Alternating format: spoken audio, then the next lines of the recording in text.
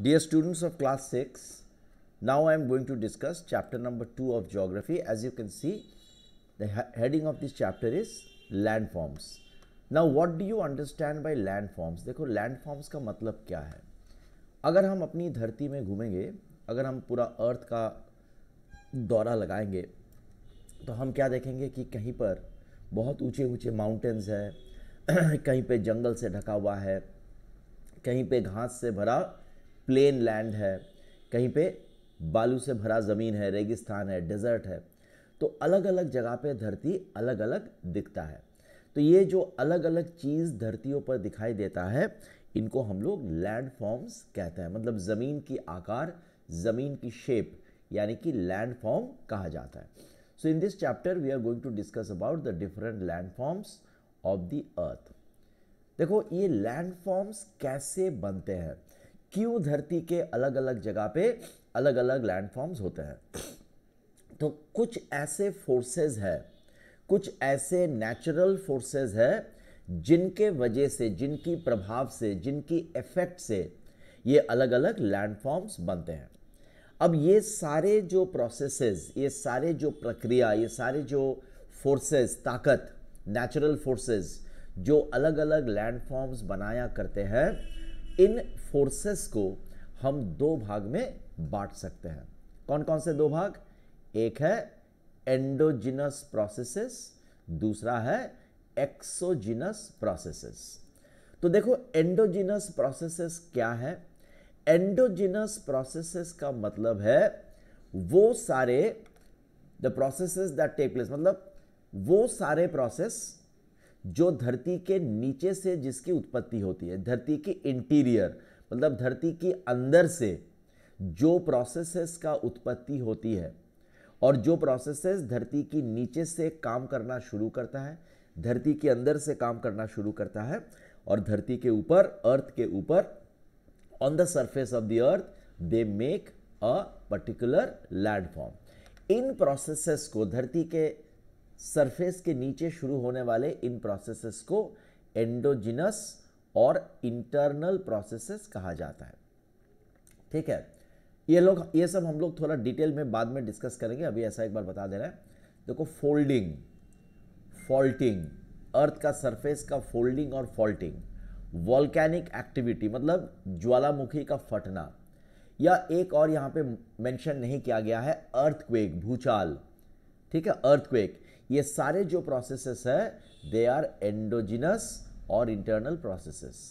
उसी तरह से ऐसे कई प्रोसेसेस है जिनका उत्पत्ति धरती के ऊपर ही होता है और वो धरती के ऊपर ही काम करते हैं।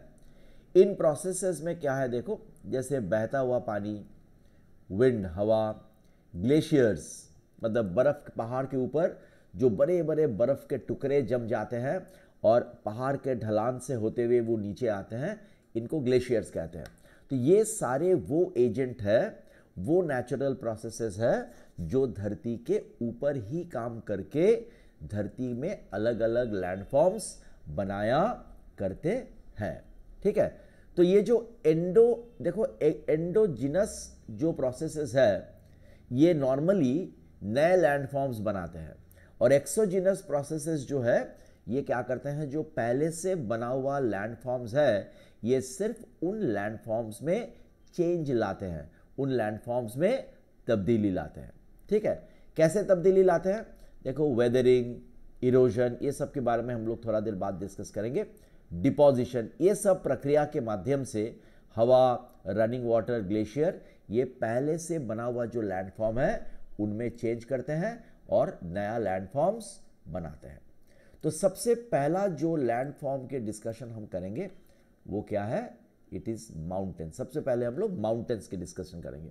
एज यू नो, हिंदी में माउंटेन्स को पहाड़ बोला जाता है कि नहीं?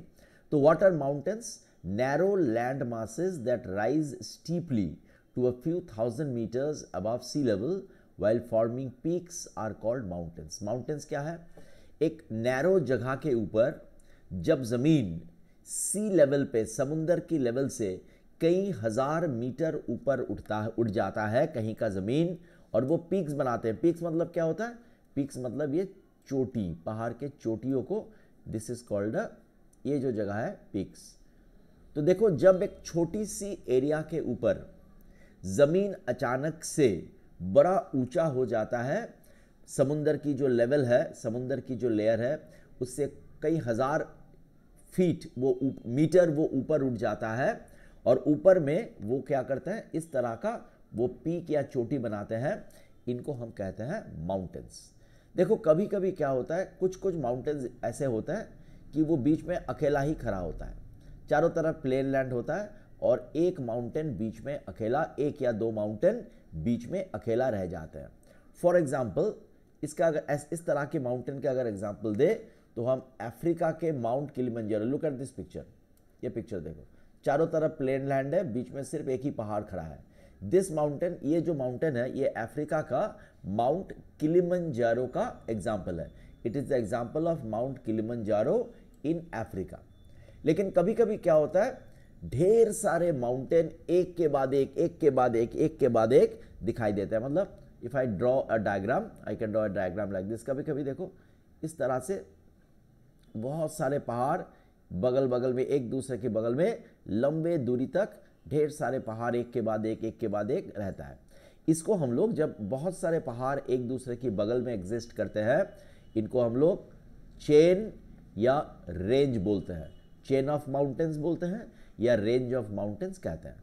फॉर एग्जाम्पल हमारी जो हिमालयस है, this is an example of a chain और रेंज ऑफ माउंटेन्स। ठीक है, देखो हिमालय के अंदर अगर हम हिमालय पर्वत को देखें, हिमालय पर्वत को हम फिर 3 एरिया में भाग कर सकते हैं, डिवाइड कर सकते हैं। सबसे नीची वाली हिमालय का जो हिस्सा है, मतलब जो नॉर्दर्न प्लेन्स है, इंडिया से अगर हम हिमालय पे जाएंगे तो सबसे नीचे वाली हिमालय के सबसे पहले वाला जो चोटियाँ मिलेगा, जो सबसे नीचे वाला हिस्सा है हिमालय की, उसको कहते हैं शिवालिक। शिवालिक के बाद आता है हिमाचल हिमालय, और उसके उत्तर में, उसकी नॉर्थ में आता है हिमाद्री। तो अगर इंडिया की तरफ से हम जाएंगे, सबसे पहले आएगा शिवालिक, उसके बाद आएगा हिमाचल, उसके बाद आएगा हिमाद्री।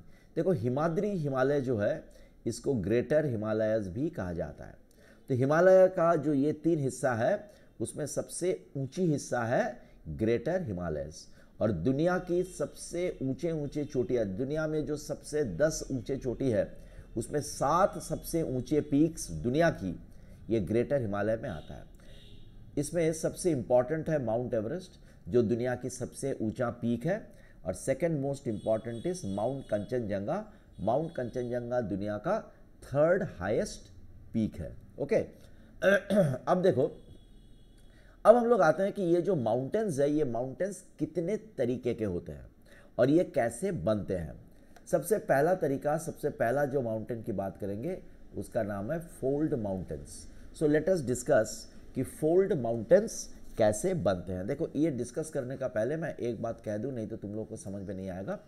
देखो हमारी जो धरती है, धरती का जो ऊपर वाला हिस्सा है, मान लो ये धरती है, सपोज दिस इज द, मान लो ये धरती है, तो धरती का जो ऊपर वाला हिस्सा है this is called the crust. इसको हम अर्थ का क्रस्ट बोलते हैं, सॉरी वेरी सॉरी,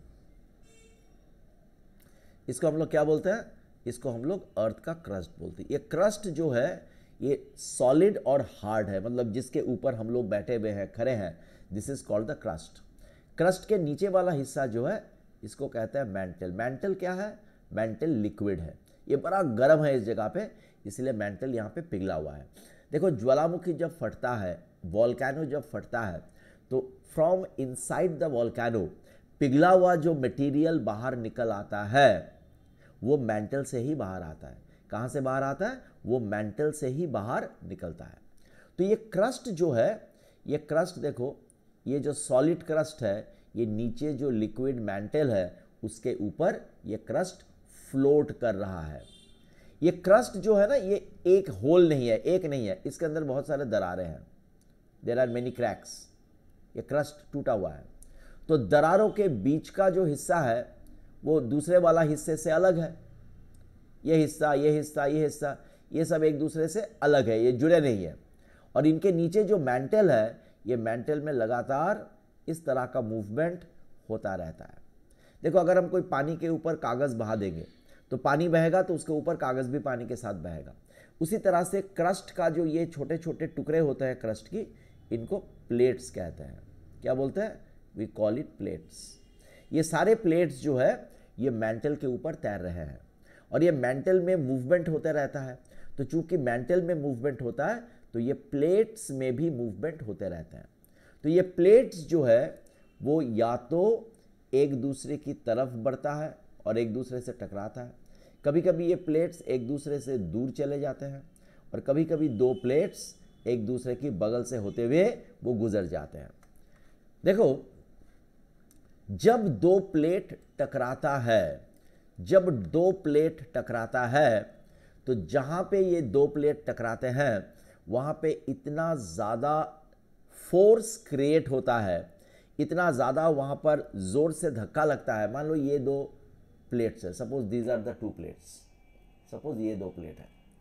अब ये दो प्लेट जब एक दूसरे के तरफ आएगा और एक दूसरे से टकराएगा तो ये दोनों प्लेट का जो बॉर्डर है, बाउंड्री एरिया है, वो दबाव के वजह से, दोनों प्लेट जब दोनों प्लेट को दबाव देगा तो ये दोनों प्लेट का जो ये बाउंड्री एरिया है, ये बाउंड्री एरिया क्या हो जाएगा? दबाव की वजह से, देखो ये प्लेट है एक तो, ये दबाव की वजह से क्या होगा? ये प्लेट भांज खा के, और ये वाला प्लेट भी भांज खा के ऊपर उठ जाएगा और पहाड़ बनाएगा। देखो, mountains are most commonly form, सबसे आम तौर पे माउंटेन कैसा होता है? जब देखो ये भांज खा जाता है, मतलब क्रीजिंग हो जाता है। और buckling of the earth crust, buckling मतलब धक्के से मरोड़ जाना। तो अर्थ का क्रस्ट जब कंप्रेशन, कंप्रेशन मतलब दबाव देना, तो अर्थ का क्रस्ट जब दबाव की वजह से अर्थ की क्रस्ट के ऊपर भाज आ जाता है या अर्थ की क्रस्ट तरोड़ मरोड़ जाता है, तब जो पहाड़ बनता है वो होता है फोल्ड माउंटेन्स। ठीक है, तो ये फोल्ड माउंटेन्स, दुनिया के ज्यादातर पहाड़ ये इस तरीके से ही बनते हैं। These are called fold mountains, इसको फोल्ड माउंटेन बोलते हैं। ये फोल्ड माउंटेन तब होता है, जब मैंने अभी तुम लोगों को बहुत समझाया, ये फोल्ड माउंटेन तब होता है जब दो प्लेट, धरती के ऊपर का क्रस्ट का दो प्लेट एक दूसरे की तरफ आते हैं और कॉलिशन ऑकर्स, और धक्का, दोनों में धक्का लग जाता है और दोनों प्लेट का जो एज है, एज मतलब दोनों प्लेट का जो ये कोना है, ये कोना भांज खा के ऊपर उठ जाने की वजह से फोल्ड माउंटेन बनता है। तो अगर हम फोल्ड माउंटेन की एग्जांपल देखें कि दुनिया की सबसे इंपॉर्टेंट फोल्ड माउंटेन्स कौन कौन से हैं, तो वी कैन से एंडीज, ये साउथ अमेरिका में आता है, रॉकीज ये नॉर्थ अमेरिका में आता है, हिमालयस ये एशिया में आता है। एक और बहुत फेमस फोल्ड माउंटेन है जिसका नाम है एल्प्स, ये यूरोप में आते हैं। तो these are some examples of fold mountains और किस तरह से फोल्ड माउंटेन्स बनते हैं। देखो, फोल्ड माउंटेन्स दो तरीके के होते हैं। क्या क्या दो तरीका? एक होता है young fold mountains. Young fold mountains का मतलब है जो फोल्ड माउंटेन्स आज से 20 से लेकर 40 करोड़ साल पहले बने हैं। आज से लेकर 20 से 40 करोड़ साल के बीच में जो पहाड़ बने, जो फोल्ड माउंटेन्स बने हैं, they are young fold mountains. Young fold mountains दुनिया के सबसे ऊंचे पहाड़ों में यंग फोल्ड माउंटेन्स आते हैं और ये यंग फोल्ड माउंटेन्स की जो चोटी होती है, पीक्स होते हैं, वो करीबन सारा साल ये स्नो कवर्ड रहते हैं, मतलब बर्फ से ढका रहते हैं।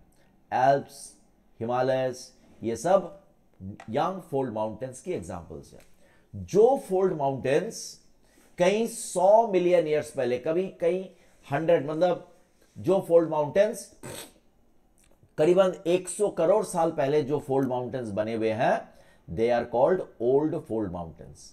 अब देखो, ये फोल्ड माउंटेन्स, जो ओल्ड फोल्ड माउंटेन्स थे, ये भी कभी ऊंचे ऊंचे चोटियां इनके ऊपर हुआ करते थे, लेकिन बाद में इनके ऊपर बहता हुआ पानी, हवा, ग्लेशियर, ये सब की प्रभाव से ये सब ने क्या किया, इन फोल्ड माउंटेन्स को धीरे धीरे काटता गया, छोटा करता गया। तो ओल्ड फोल्ड माउंटेन्स अब क्या हो गया, उनकी हाइट छोटा हो गया और उनका जो ऊपर का पार्ट होता है वो यंग फोल्ड माउंटेन्स जैसा ऐसा पीक नहीं होता, ऐसा कोना कोना नहीं होता है, वो थोड़ा गोल गोल होता है, इस तरह से होता है। तो इसको कहते हैं यंग फोल्ड माउंटेन्स। तो भारत का जो अरावली पहाड़ है, अरावली, देखो डेन्यूडेशन, डेन्यूडेशन मतलब है जब जमीन को काटता है, हवा, बरसात, ग्लेशियर जब जमीन को काटता है उसको डेन्यूडेशन बोलते हैं। तो जब ओल्ड फोल्ड माउंटेन्स जो एक समय बहुत ऊंचा थे, वो डेन्यूडेशन की वजह से नीचा हो गया और उनका चोटिया इस तरह का गोल गोल हो गया, तब ये इनको हम लोग यंग ओल्ड फोल्ड माउंटेन्स बोलते हैं। इंडिया का अरावलीज, यूरोप का उराल्स, ये सब ओल्ड फोल्ड माउंटेन के एग्जाम्पल्स हैं। अब हम लोग आएंगे दूसरी तरह का पहाड़ का। दूसरा तरह का पहाड़ को कहते हैं ब्लॉक माउंटेन या रिफ्ट वैली। देखो जहां पे भी तुमको ब्लॉक माउंटेन मिलेगा वहीं पे तुमको रिफ्ट वैली भी मिलेगा। Wherever you have a block mountain you will also have a rift valley. तो देखो इसको मैं एक बार अपने हिसाब से एक्सप्लेन कर दे रहा हूं तो शायद थोड़ा आसान रहेगा। ब्लॉक माउंटेन में क्या होता है, देखो ओके, कभी कभी क्या होता है, एक मिनट मैं थोड़ा और मिटा देता हूं तो थोड़ा जगह मिलेगा डायग्राम बनाने की।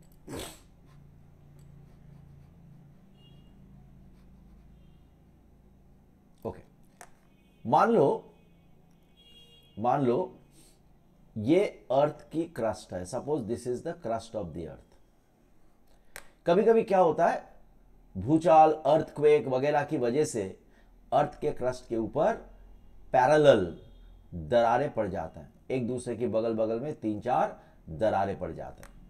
अब देखो ये जो दरार पड़ गया उसकी वजह से क्या हुआ, जमीन का ये जो टुकड़ा है ये बगल वाले 2 साइड से ये लूज हो गया, ये अलग हो गया। तो दोबारा जब यहां पे अर्थ मूवमेंट होगा, अगर दोबारा कहीं यहां पे भूचाल हुए तो कभी कभी क्या होता है, ये बीच वाला हिस्सा जो है वो ऊपर उठ जाता है। अगर ये ऊपर उठ जाएगा तो ये हो जाएगा ब्लॉक माउंटेन। कभी कभी ऊपर न उठ के ये नीचे धंस भी जाते हैं, कभी कभी ऊपर न उठ के ये नीचे धंस भी जाता है। तो नीचे धंस जाएगा तो ये ऐसा हो जाएगा, तो बगल में नीचे धंस जाए, बीच वाला पोर्शन अगर नीचे धंस गया, बीच वाला पोर्शन अगर नीचे धंस गया तो क्या होगा, ये बगल वाला पोर्शन ऊंचे रह जाएंगे, ये पहाड़ हो जाएगा। देखो ये जो जगह ऊंचा रह जाता है या ऊंचा हो जाता है उसको बोलते हैं ब्लॉक माउंटेन, उसको बोला जाता है ब्लॉक माउंटेन। और धस के जो नीचे जाके जो जगह नीचा हो गया ये हो जाता है रिफ्ट वैली। 2 ब्लॉक माउंटेन के बीच में ये हो जाता है रिफ्ट वैली। देखो अब तुम्हारे बुक में क्या बोला गया है उसको भी थोड़ा हम लोग देख लेते हैं। What has been said in your book, see movement of earth crust में समटाइम्स कॉज क्रैक्स और faults to occur. Earth movement, जैसे मैंने बोला कि अर्थ मूवमेंट, ये भूचाल की वगैरह, प्लेट मूवमेंट वगैरह की वजह से कभी कभी अर्थ का जो क्रस्ट है उसमें फॉल्ट यानी कि क्रैक आ जाता है। तो इसके वजह से क्या होता है, ये क्रैक के वजह से 2 क्रैक का बीच वाला जो क्रस्ट है, जो ब्लॉक है, वो अगल बगल से लूज हो जाता है। बाद में क्या होता है, जब और टेंशनल फोर्सेस, मतलब दोबारा जब अर्थक्वेक, भूचाल वगैरह आता है तो ये बीच वाला ब्लॉक जो है वो नीचे आ जाता है, वो सबसाइड कर जाता है। क्या हो जाता है, सबसाइड हो जाता है। सबसाइड हो जाता है मतलब नीचे बैठ जाता है। तो बगल वाले 2 साइड जो है वो ऊंचे रह जाते हैं, तो वो ब्लॉक माउंटेन बन जाते हैं। और बीच वाला हिस्सा जो नीचे धंस गया वो वादी यानी कि वैली बन जाता है, इसको कहते हैं। तो 2 ब्लॉक माउंटेन के बीच का जो वैली है उसको रिफ्ट वैली कहते हैं। ठीक है, तो इस तरह से ब्लॉक माउंटेन और रिफ्ट वैली बनता है। ये ब्लॉक माउंटेन जो है नॉर्मली देखो, ब्लॉक माउंटेन का जो ढलान होती है, ये ढलान, ये बड़ा बहुत ज्यादा इसकी ढलान होता है, ये बड़ा स्टीप होता है। इसका जो स्लोप है ये स्लोप नॉर्मली बहुत स्टीप होता है।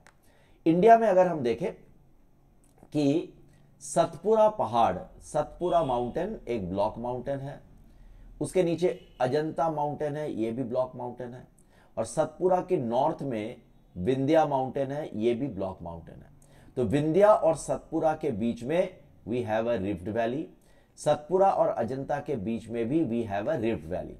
ये वाला जो विंध्या और सतपुरा का जो रिफ्ट वैली है, मतलब ये वाला जो हिस्सा है, इससे नर्मदा रिवर बहती है। और सतपुरा और अजंता का जो रिफ्ट वैली है उससे ताप्ती नदी बहती है।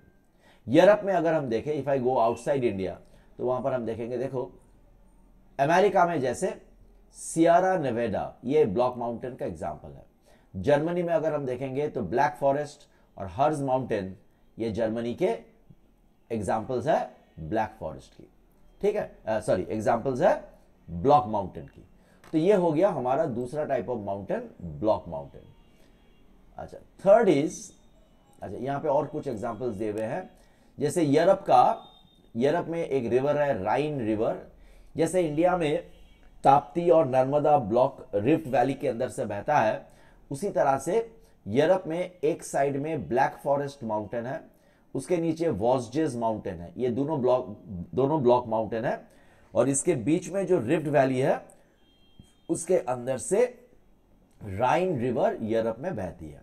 उसी तरह से ईस्ट अफ्रीका में भी एक बहुत बड़ा रिफ्ट वैली है जिसका लंबाई 6000 किलोमीटर है।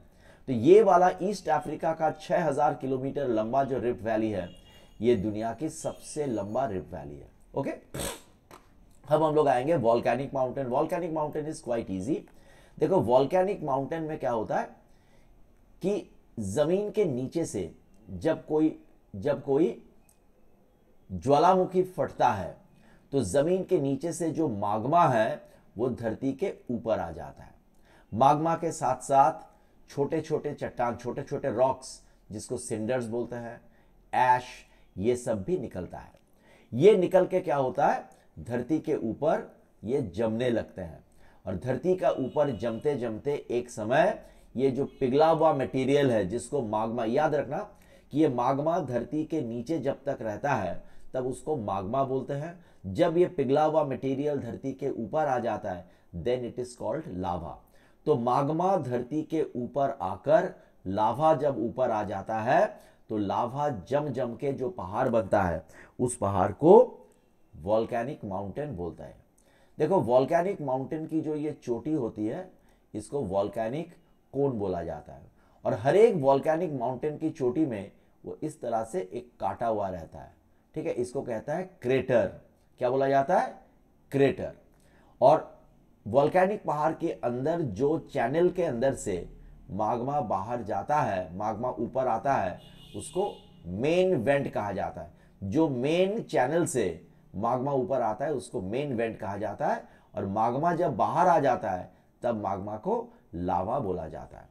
देखो वॉल्केनो नॉर्मली 3 तरीके के होते हैं, ये जो ज्वालामुखी होता है ना वो 3 तरीके के होते हैं। For example active mountain means, active volcano means जो अक्सर जो फटता रहता है, अक्सर जिसमें से माग्मा निकलता रहता है। अगर एक्टिव वॉल्केनो का एग्जाम्पल देखा जाए तो we can mention Mount Etna, ठीक है, इटली के पास, यूरोप में इटली के पास सिसिली बोल के एक जगह है, वहां पे आता है mount Etna. So mount Etna is an example of an active volcano. उसके बाद आता है एक्सटिंक्ट वॉल्केनोस। एक्सटिंक्ट वॉल्केनोस का मतलब है जो वॉल्केनो में बहुत बहुत बहुत मतलब कई 100 सालों से जो वॉल्केनो कभी फटा नहीं, लेकिन उस पहाड़ को देख के पता चलता है कि ज्वालामुखी की वजह से ही ये पहाड़ बना है, लेकिन कई 100 सालों से वो वॉल्केनो फटा नहीं है। ऐसा वॉल्केनो को एक्सटिंक्ट वॉल्केनो कहा जाता है, मतलब जो वॉल्केनो मरा हुआ है। एक्सटिंक्ट मतलब जो अभी है नहीं।